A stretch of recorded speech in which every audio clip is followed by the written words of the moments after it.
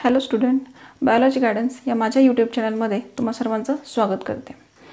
जसं आपण CET आणि नीटच्या मुलांसाठी क्विक रिव्हिजन सिरीज सुरू केलेली आहे, त्याच्यामध्ये आपण कंट्रोल कोऑर्डिनेशन हा चॅप्टर 1 बाय 1 पॉईंटनुसार पाहत आहोत आणि त्यातले फक्त हिंट देण्यासाठी आपण काही पॉईंट डिटेलमध्ये पाहत आहोत.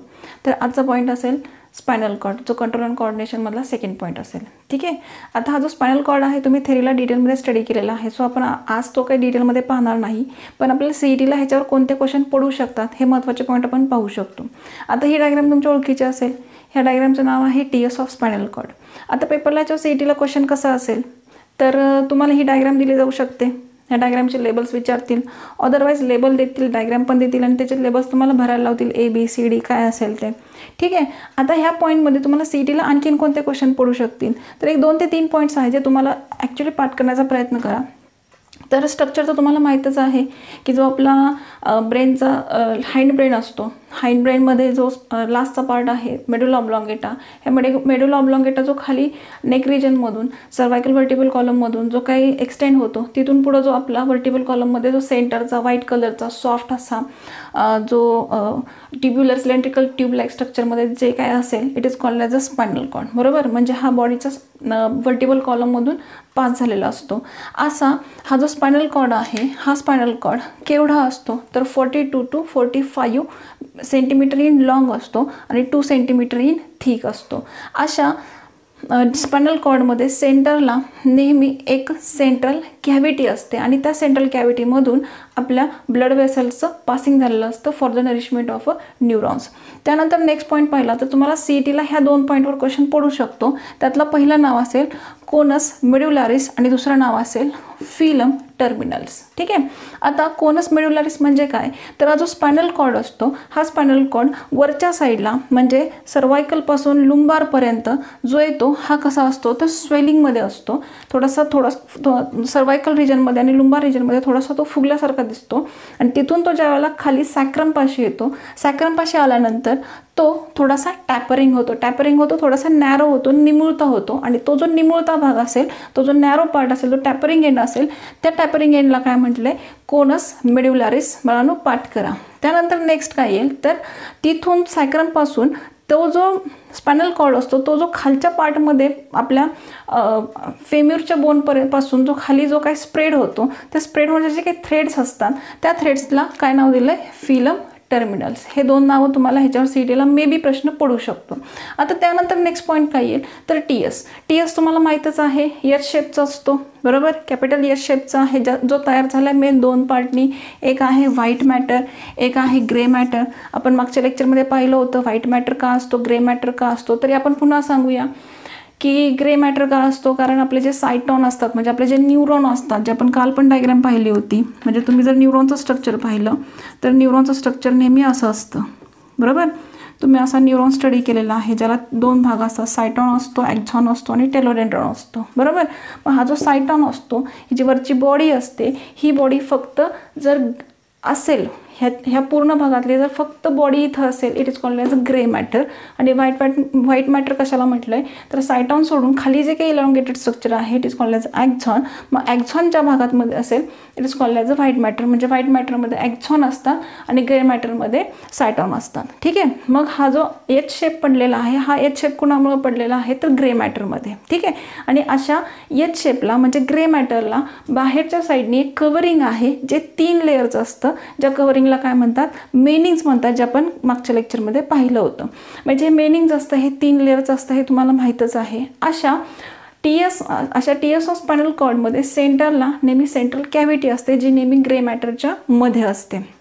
अशा H शेपमुळं हा जो व्हाईट मॅटर आहे, हा व्हाईट मॅटर 3 प्रकारच्या कॉलममध्ये डिव्हाइड झाला आहे. अशा 3 प्रकारच्या कॉलमला और नाव दिलं आहे फ्युनिक्युलाय. ठीक आहे. मग according to position the white matter is divided into mainly 3 parts: upper dorsal column or dorsal funiculi, ventral funiculi and lateral funiculi. ठीक आहे. त्यानंतर नेक्स्ट पॉईंट येईल, हा जो बाहेरचा व्हाईट मॅटर आहे हा व्हाईट मॅटर कंटिन्यू नाही आहे कारण ह्याच्या पोस्टेरियरला आणि अँटेरियरला काय झाले फिशर आहे, एक छोटीशी फट आहे जिला काय म्हटलं आहे पोस्टेरियर मेडियन फिशर आणि अँटेरियर मेडियन फिशर. त्यानंतर नेक्स्ट पॉईंट पाहिला तर हा जो H शेपचा ग्रे मॅटर आहे, हा ग्रे मॅटर जर मेनिंगच्या आतमध्ये पाहत असाल तर हे जे दोन स्ट्रक्चर आहे लाईक अ हॉर्न, शिंगासारखे असे दोन बाहेर आल्यासारखे दिसत आहेत, तर that is called as a dorsal horn, कारण हा वरच्या साईडला आहे. सो डॉर्सल हॉर्न खालच्या साईडला आहे, इट्स अ व्हेंट्रल हॉर्न. आता हा जो डॉर्सल हॉर्न आणि व्हेंट्रल हॉर्न जर मेनिंगच्या बाहेर कंटिन्यू होत असेल फॉर द फंक्शन, तर dorsal horn is continue into dorsal root आणि ventral horn is continue into a ventral root. मग असे डॉर्सल रूट आणि व्हेंट्रल रूट पुढे जाऊन काय काम करतात, तर dorsal root is converted into a ascending tract which act as a sensory nerves. ठीक आहे. आणि descending tract ventral root is converted into a descending tract which act as a motor nerves. ठीक आहे. मग आता सेन्सरी नर्व्स जे असतील त्या काय काम करणार, to receive the impulse, sensory impulses ह्याचं काय काम असणार, रिसीव द मोटर इम्पल्सेस. मग सेन्सरी इम्पल्सेस कुठून कुठं आणायचे, तर ऑर्गनपासून स्पायनल कॉर्डपर्यंत आणायचे. मोटरचं काय काम असणार आहे, ब्रेनपासून किंवा स्पायनल कॉर्डपासून काय करायचं आहे, पुन्हा बॉडी ऑर्गनपर्यंत पास करायचे. असे ह्या व्हेंट्रल रूट आणि डॉर्सल रूट ह्याचं फंक्शन येऊ शकतं. ठीक आहे बाळांनो, ह्या डायग्रामला व्यवस्थित पहा, ह्यांची नावं पाठ करा, ह्याच्यावर CETला क्वेश्चन बराच वेळेला पडलेला आहे. आता ह्याच्यानंतरचा पॉईंट आपण काय पाहणार आहोत, तर हा जो स्पायनल कॉर्ड आहे जो मेडुला ऑब्लॉंगेटापासून सुरू झालेला आहे, तर हा स्पायनल कॉर्ड खाली येताना जो आपला नेक रिजन असतो किंवा हा जो नेक रिजन आहे, ह्या नेक रिजनमध्ये ज्या 12 नर्व्स असतात which are called as a cranial nerves, तर ह्या 12 नर्व्स ज्या खूप महत्त्वाच्या आहेत, त्याच्यावर तुम्हाला 100% क्वेश्चन, 1 ते 2 क्वेश्चन 100% असणारच. मग ह्या 12 नर्व्स तुम्हाला विथ फंक्शन पाठ असणं गरजेचं आहे. मग त्या 12 नर्व्स कुठल्या आहेत हे आपण पुढच्या पॉईंटमध्ये पाहूया. ठीक आहे. आता सेकंड पॉईंट असेल पेरिफेरल नर्वस सिस्टीम. ठीक आहे. आता आपण याच्या अगोदरच्या पॉईंटमध्ये पाहिलं सेंट्रल नर्वस सिस्टीम जी तयार झाली होती ब्रेन आणि स्पायनल कॉर्डपासून. आता त्याच्या पुढचा पॉईंट असेल पेरिफेरल नर्वस सिस्टीम. जसं आपण पहिल्या लेक्चरमध्ये सांगितलं होतं की पेरिफेरल नर्वस सिस्टीम कशापासून तयार झाली आहे, तर आपला जो व्हर्टिबल कॉलम आहे त्या व्हर्टिबल कॉलमपासून जेवढ्या नर्व्स स्प्रेड झालेल्या आहेत बॉडीच्या इच पार्टपर्यंत, तर त्या सर्व नर्व्सपासून जी आपली सिस्टीम तयार झाली आहे that is called as a peripheral nervous system. माझे पेरिफेरल नर्वस सिस्टीम परत 3 टाईपमध्ये डिवाइड झाले according to their function of a nerves. ठीक आहे. मग त्यातला फर्स्ट कुठला असेल तर सेन्सरी नर्व्स. मला नावातच मिनिंग लिहिलेलं आहे. आता आपण हे थेरॉटिकल डिटेलमध्ये पाहू शकत नाही, आपण जस्ट हिंट देतोय. मग ह्याच्यावर CETला कुठला क्वेश्चन येईल, तर यांचे फंक्शन्स तुम्हाला विचारले जाऊ शकतात, जस्ट विचारले जाऊ शकतात. तर फर्स्ट असेल सेन्सरी नर्व्स, सेकंड असेल मोटॉर नर्व्स, थर्ड असेल मिक्स्ड नर्व्स. सेन्सरी नर्व्स काय करते, सेन्सरी इम्पल्सेस घेऊन जाते. मोटॉर नर्व्स मोटॉर इम्पल्सेस घेऊन जाते. मिक्स्ड नर्व्स बोथ काम करू शकते. ठीक आहे. मग अशा पेरिफेरल नर्वस सिस्टीममध्ये ज्या 2 प्रकारच्या नर्व्स पडलेल्या आहेत त्या कुठल्या असतील तर क्रॅनियल नर्व्स आहेत आणि स्पायनल नर्व्स आहेत. त्यातली फर्स्ट असेल क्रॅनियल नर्व्ह जी तयार झाली आहे 12 पेअरच्या नर्व्सपासून, आणि स्पायनल नर्व्स आहे जी तयार झाली 31 पेअरच्या नर्व्सपासून. आता क्रॅनियल नर्व्ह ही आपल्या सर्वायकल रिजनमधून सापडते आणि स्पायनल नर्व्ह असते ही आपल्या व्हर्टिबल कॉलममध्ये सापडते. ठीक आहे. आता ह्या दोघांना जर कम्पेअर केलं तर ह्यातल्या नर्व्स कुठल्या महत्त्वाच्या असतील तर क्रॅनियल नर्व्ह. जे तुम्हाला थेरीला पण तुम्ही खूप वेळा स्टडी केला असेल किंवा तुमच्या शिक्षकाने सांगितलं असेल की ह्या 12 नर्व्स असतात, त्याच्यावरती बोर्डला सुद्धा खूप वेळा क्वेश्चन पडतो. मग बाळांनो CETला तर ह्याच्यावर 100% क्वेश्चन असणारच आहे. मग ह्या ज्या 12 नर्व्स आहेत ह्या 12 नर्व्सचा आपल्या पुस्तकात खूप मोठा चार्ट दिलेला आहे. जमल तसं त्याचं फंक्शन पाठ करा, लोकेशन पाठ करण्याचा प्रयत्न करा. तर एक शॉर्टकट म्हणून आपण ह्या 12 नर्व्सची फक्त नावं पाहण्याचा प्रयत्न करूया. बघा, olfactory, optic, accumulator, pathetic, trigeminal, abducens, facial, auditory, glossopharyngeal, vagus, spinal accessory आणि हायपोग्लॉसल. हे जे 12 नावं आहेत ही 12 नावं तुम्हाला पाठ करणं फार गरजेचं आहे. आता ह्या नावांचा जर सिक्वेन्स तुमच्या लक्षात राहत नसेल तर एक शॉर्टकट म्हणून आपण काय करूया, एक वाक्य लक्षात ठेवण्याचा प्रयत्न करूया. ते वाक्य काय असेल बघा, on occasion of a party the all faces are girl visitors so happy. ह्या 12 नर्व्सचा तुम्हाला सिक्वेन्स पाठ असणं गरजेचं आहे. मग हा सिक्वेन्स जर तुमचा पाठ होत नसेल तर तुम्ही हे वाक्य जर पाठ ठेवलं तर तुम्हाला ह्या वाक्याचा नक्कीच ह्या 12 नर्व्सला पाठ करण्यासाठी फायदा होऊ शकतो. ठीक आहे. आता त्यानंतर नेक्स्ट पॉईंट कुठला येईल तर ह्या झाला क्रॅनियल नर्व्ह ज्या 12 पेअरमध्ये असतात, त्याच्या खालोखाल येतात स्पायनल नर्व्स. आता स्पायनल नर्व्स कुठं असणार तर सर्वायकल रिजनमध्ये, व्हर्टिबल कॉलममध्ये. आता व्हर्टिबल कॉलम आपला 26 बोनचा तयार झाला आहे बरोबर. त्याच्यामध्ये सर्वायकल वर्टिब्री असतात, थोरॅसिक वर्टिब्री आहे, लुंबार आहे, देन सॅक्रम आहे बरोबर. मग ह्या ज्या 31 नर्व्स आहेत, 31 नर्व्स आहेत, ह्या कशामध्ये डिवाइड झाल्यात बघा, तेच नावं असतील सर्वायकल, थोरॅसिक, लुंबार आणि सॅक्रल प्लस कोकॅक्झियल, ठीक आहे. मग अशा नर्व्हचं ज्यावेळेला स्पायनल नर्व्हचं ज्यावेळेला फंक्शन पाहता अकॉर्डिंग टू देअर पोझिशन त्या ज्या ज्या ठिकाणी असतील त्याच्यावरून ह्याचे 3 टाईप पडलेत. फर्स्ट आहे रॅमस डॉर्सालिस, देन सेकंड रॅमस वेंट्रालिस आणि थर्ड असेल रॅमस कम्युनिकन्स. आता अकॉर्डिंग टू देअर पोझिशन असं आपण मग अशी म्हटलं. रॅमस डॉर्सालिस कुठं असेल तर डॉर्सल साईडला असतात, रॅमस वेंट्रालिस वेंट्रल साईडला असतात आणि रॅमस कम्युनिकन्स ह्या बोथ साईडला असतात, ठीक आहे. बाळांनो, ह्याच्यामध्ये तुम्हाला ह्या नर्व्हची नावं पाठ असणं फार गरजेचं आहे आणि ह्याच्यावरती CETला बऱ्याच वेळेला क्वेश्चन पडलेला आहे, ठीक आहे. त्यानंतर आता तिसरा पॉईंट असेल, तिसरी आपली system autonomous nervous system. Autonomous nervous system जर पाहिली आपण तर ऑटोनॉमस नर्वस सिस्टीम मेन दोन प्रकारच्या नर्वने तयार झाली आहे. फर्स्ट आहे सिम्पॅथेटिक नर्व्स आणि सेकंड आहे पॅरासिम्पॅथेटिक नर्व्स.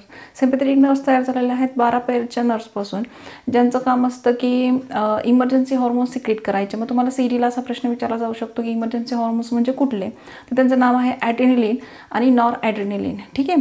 त्यानंतर सेकंड येईल पॅरासिम्पॅथेटिक नर्व्स. पॅरासिम्पॅथेटिक नर्व्सचं फंक्शन काय असेल तर they are present at the outer side of the विसरल ऑर्गन्स, ठीक आहे.